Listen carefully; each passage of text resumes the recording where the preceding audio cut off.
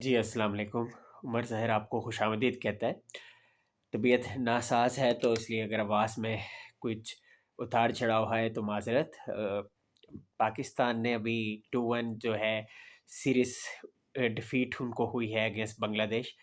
और 2015 के बाद पाकिस्तान ओडीआई सीरीज़ खेलने गया था बांग्लादेश और शिकस्त हुई पाकिस्तान को दोबारा। बस ये फ़र्क आया कि मोहम्मद रिज़वान फ़र्क तो यही था। ये तो कॉमन चीज़ होगी। मोहम्मद रिज़वान 2015 में थे बाय द वे और 2026 में भी थे। बाय द वे तो बैक देन उनका डेब्यू हुआ था। अब इस बार बस फ़र्क इतना सा था कि एज़ एन एक्सपीरियंस्ड कैम्पेनर और फॉर्मर ओडीआई कैप्टन वो दौरा कर रहे थे यहाँ पे। और फ़र्क ये भी था कि व्हाइट वॉश नहीं हुआ, लेकिन 2 मैचेस तो हार गए और काफ़ी डिबेटेबल चीज़ें थी। कुछ पॉज़िटिव्स ये थे कि एक तो बांग्लादेश की जो टीम थी, वो फुल साइड खेल रही थी, उनकी फुल स्ट्रेंथ पे वो रिलाय कर रहे थे। और जहाँ तक पाकिस्तान की बात है तो इसमें फ्रेंच प्लेयर्स को अपॉर्चुनिटी दी, जो कि खुशाइन बात है। लेकिन ये भी हमने देखना है कि क्या वो चीज़ जो है प्रोसेस के तहत भी हो रही है, और अगर ये यंगस्टर्स को मौका मिल रहा है, क्या इनको सफिशेंट मौका मिलेगा, या जो है ड्रॉप करके एक और यंगस्टर आ जाएगा।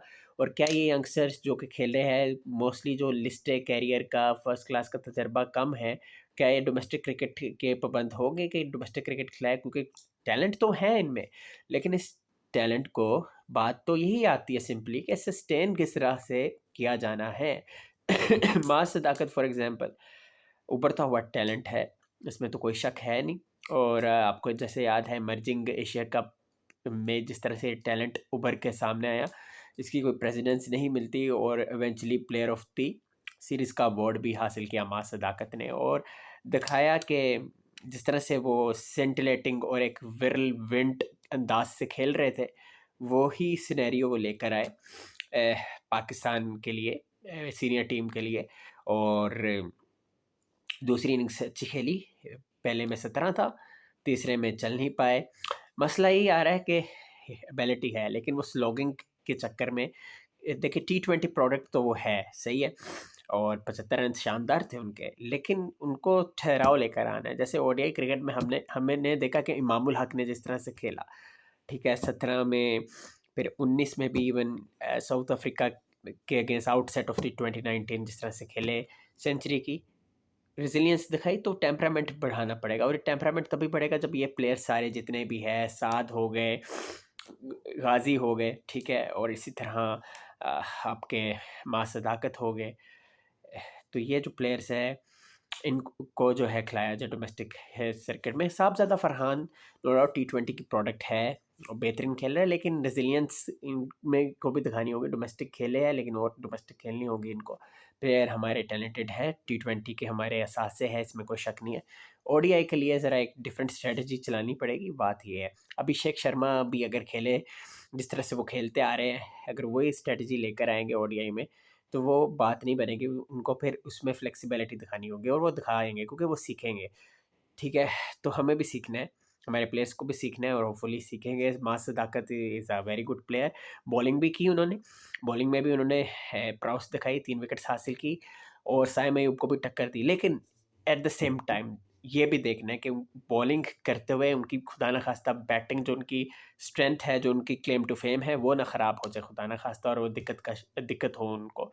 तो ये देखना है कि कितने ओवर्स देने हैं, और क्या हिसाब रखना है, कब उनको यूज़ करना है। तो ये सिनेरियो देखना होगा। अलबत्ता माँ सदाकत में टैलेंट तो बहुत ज़्यादा है। और गाज़ी गौरी ने भी, ठीक है, तीसरे मैच में उनको डेब्यू करवाया यंगस्टर को। अब फिर 17 लिस्टें खेले हुए, लेकिन यार टैलेंट है, इसमें कोई शक नहीं है। फिर बात वही आती है कि इस टैलेंट को ज़ाया नहीं होने देना चाहिए। डोमेस्टिक में को प्रॉपर इनको अच्छे लोग गाइड करें, और ये पाकिस्तान के असासा है, और ये सस्टेन करे, ये दुआ है। क्योंकि गाजी ने दिखाई है, समद भी even is a good player, हालांकि T20 प्रोडक्ट है, लेकिन बात यही है कि ये सारे जितने भी यंगस्टर्स सारे जो सीरीज़ में इंडक्ट हुए, और भी यंगस्टर्स, उनको डोमेस्टिक खिलाई जाए बेहतरीन तरीके से। क्योंकि हर कोई तो जैकब बैथल नहीं हो सकता ना, जो कि है, जिसको फर्स्ट क्लास क्रिकेट ने ज़्यादा ना खेलनी पड़े, सही है। तो ये चीज़ है। बाकी दुआ है कि पाकिस्तान क्रिकेट तरक्की करती रहे, जब डिबैकल का शिकार होती है, शॉर्टकमिंग्स का शिकार होती है, दिल से जो है वो तकलीफ़ होती है, इसमें कोई शक नहीं है।